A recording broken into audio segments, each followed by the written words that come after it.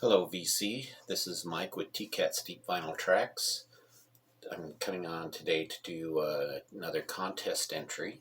This one is for Christian at CGC Vinyl Guy. He's doing his 60th birthday contest, and this is also a push to 500 subscribers. I noticed that he's at 450, so he's well on his way there, and should be able to reach that goal. This particular contest ends on November 4th, so shouldn't be any reason why he couldn't be at 500 by that time, even if it's even just through this contest itself. It's a fairly easy contest. All you got to do, of course, is go subscribe to his channel. He's got some interesting content, always fun to watch, see the kinds of things that he picks up out there. Highly recommend you go check out his channel. Join in the contest. It's real simple. All you got to do is show 6 albums that came out on your when you were 6 years old, or when you were 6. And for me, that would be 1967, 1 year before him. So that should put you in mind where I'm at. Anyway. I don't have a lot of really interesting things that came out that year. I got some really good records, however, for that year, but a little bit limited for some reason. I don't know why. It just worked out that way. But I did manage to come up with 6, and this first one might be a little bit of a cheat, but I don't think so. In that it was previously released under another label, but I don't know what title it was released under. All I know is on the record it says previously released on Capitol Records, and that's this Les Paul and Mary Ford Brazil album. Of course, everybody knows who Les Paul is. Mary Ford was his wife. Both together, they were guitarists and singers, and did a lot to help further the sound of the guitar in modern music. Their way of making the guitar stand out a little bit more in places like nightclubs and things like that, and in recordings, is they would get together and do several recordings of a guitar playing basically the same thing, and putting those together to make it have a grander sound. They did that same thing with their voices. Both of them sang, and both of them played guitar. But this one came out in 1967.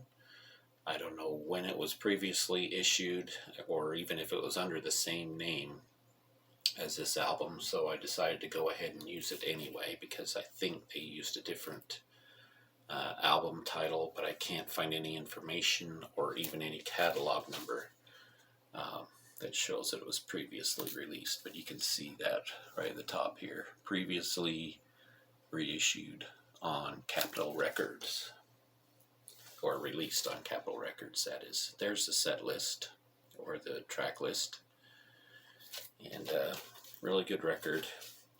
I would recommend you pick up something from Les Paul for your record collection. Should be a no-brainer that everybody has something, because of both him and his wife's pioneering in early electronic music. Next, in 1967, one of my favorite artists, Nancy Sinatra.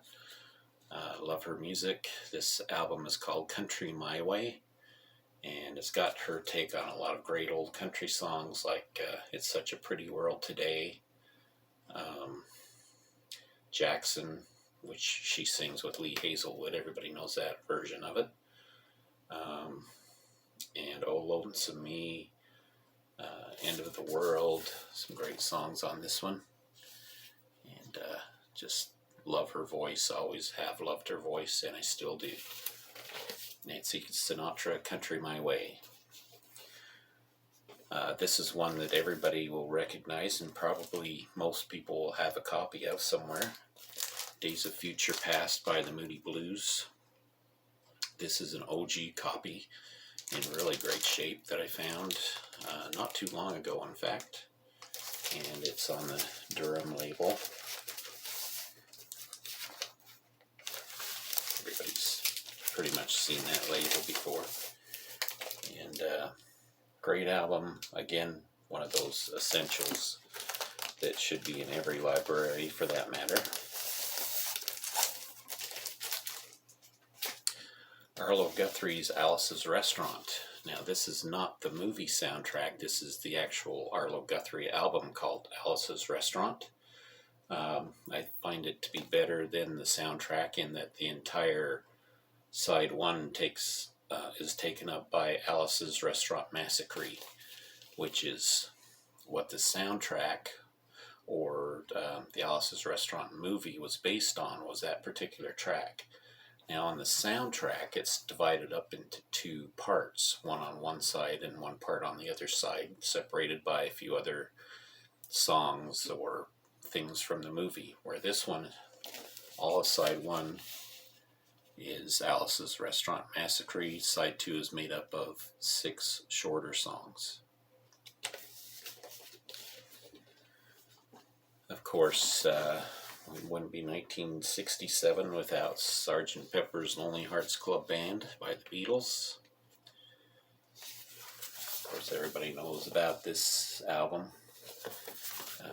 This particular copy I found, other than having some scribbling on the top, unfortunately, did have the cutouts with it. So, Sgt. Pepper's Lonely Hearts Club Band by the Beatles.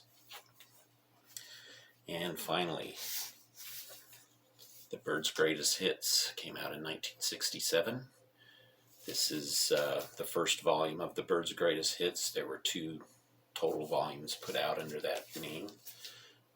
This one has the earlier hits like Mr. Tambourine Man, of course, Turn, Turn, Turn, 8 Miles High, Mr. Spaceman, all the great early Byrds songs that everybody's familiar with. So, there you have it. 6 albums from 1967. And happy 60th birthday to CGC Vinyl Guy, who, the reason why he's having this contest finish on November 4th is that's when his birthday is, so everybody remember to go in and wish him a happy birthday and sign up for his channel. Thank you for watching, and we'll talk to you later.